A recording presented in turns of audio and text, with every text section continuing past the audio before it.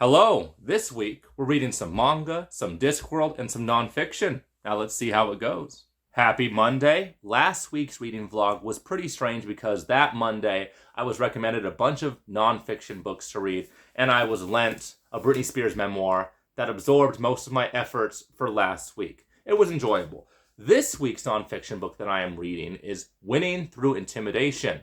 I know what you're thinking. It sounds like a book that would teach you how to intimidate other people. But it sadly is not. I was quite looking forward to that. This book is about living your life free of being intimidated by other individuals in whatever field you choose to focus on. Some nice life lessons, business lessons in that so far. I should be finishing that probably Saturday. I also plan on finishing Guards, the Discworld novel I've been focusing on for the month of May. I'm about halfway done. I should be getting this done probably Sunday. It'll probably be my last read.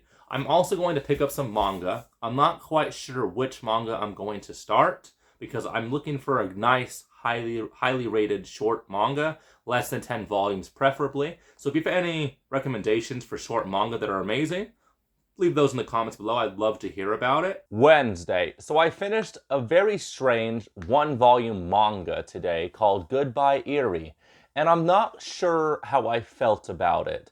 It starts off with our main character being told by his dying mother that she wants him to chronicle and to videotape her final days, so that way he has something to remember her by. He then submits the film to like a student film festival and gets ridiculed. And then he feels conflicted about this, and he bumps into a girl who loved the film, and she's like, you gotta make another film to prove all those haters wrong. And what follows is not the story I was anticipating. I had heard about this manga on a video I was watching, like 100 mangas you should read, and I heard that it was only one volume, and I'm like, cool, looking for short things to read. And yeah, I know it's written by the same author as the person who wrote Chainsaw Man, which I heard is pretty strange manga. But yeah, I'm not sure how I felt about it, but it's definitely a thinker. And the ending, the twist at the end was telling. So, got that read today. I also filmed a video about Pluto, the first manga series that I finished. I finished it 2 months ago, so I could finally return these to the library. A lot of late fees I've gotten from having these books overdue, so getting that finally out of the way. I'm going to film a book review video for Spear that'll be uploaded on Friday. So yeah, very productive week so far. So I'm reading Winning Through Intimidation, and not gonna lie, it's a bit of a drag. I'm losing momentum. Books like this aren't my usual cup of tea. I don't read nonfiction too much anymore because I feel like once you read a certain amount of business books, self-help books, how to influence people books, they kind of all start saying the same things. And honestly, when I meet people, individuals who read these types of books and espouse their beliefs and talk about how these books changed their lives, big red flag for me. Like whenever I talk to someone who's like, oh, I love to read, my favorite book is How to Win Friends and Influence People, or insert any other book in that genre, I'm like, it's called charisma. It's called be a good person. People like good people. Be competent, be good. People generally like you. So I'm reading this book, and I'm like, I'm not sure I agree with all these things. But there is one passage that I really liked. The result a person achieves are inversely proportionate to the degree to which he is intimidated. And that is true. Individuals who are intimidated by their prospects, by life, by other individuals, they usually don't accomplish as much as they could if they were just a little bit braver. So that is true. In closing, let me finish with some quotes from Guards, because I will not get to finish this because I've lost momentum. So, for context, in Guards, one of our characters likes big women, and here are some descriptions about this big woman that made me laugh.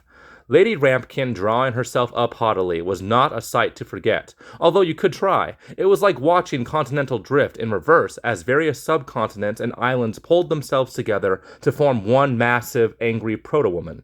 Another quote. Lady Rampkin's bosom rose and fell like an empire. I love Terry Pratchett. Also, what's not to love about one-shot manga?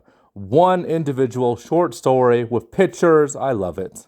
So I just finished Winning Through Intimidation, and here's the short of what I learned, reduced to one very badly made chart. The business world is a jungle, and in this jungle you will encounter 3 types of creatures, type 1, type 2, type 3. Type 1. These individuals are straightforward. They're not going to surprise you. They are out to get your money. They let you know that they are out to get your money, and they'll do whatever they can to optimize how much money they make, even at your expense. They are easy to deal with because they are not going to surprise you.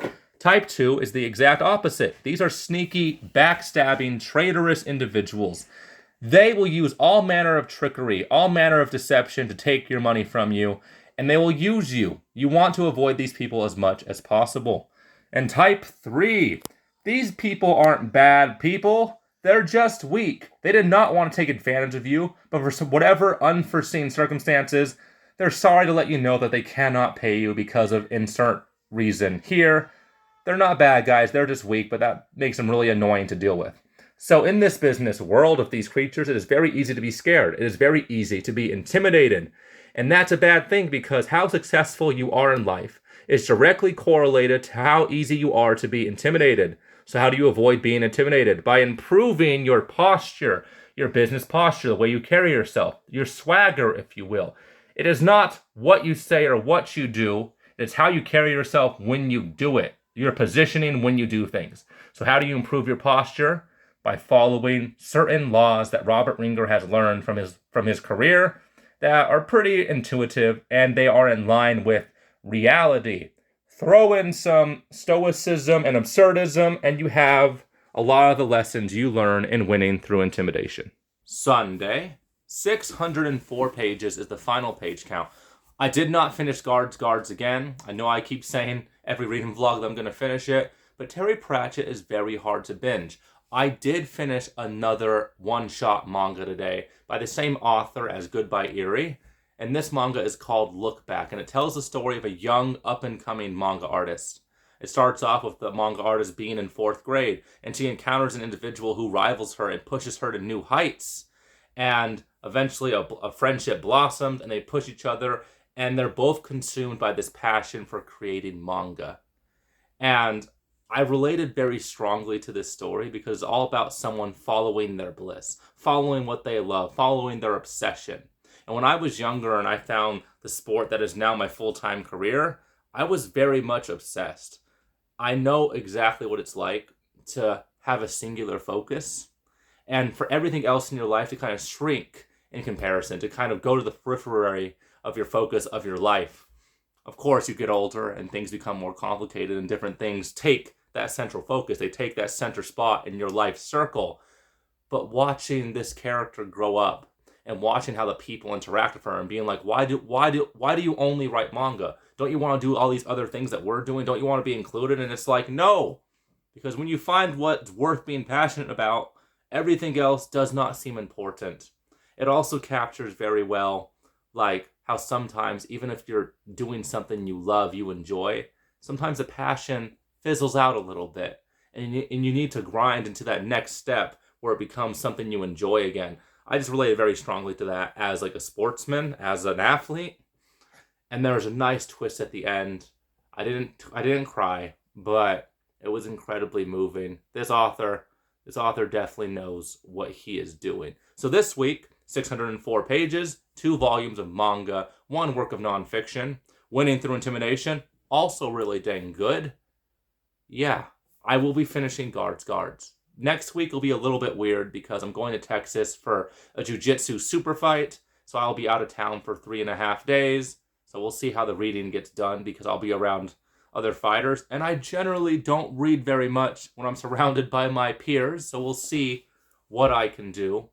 I love one-shot manga. I read 2 of them this week.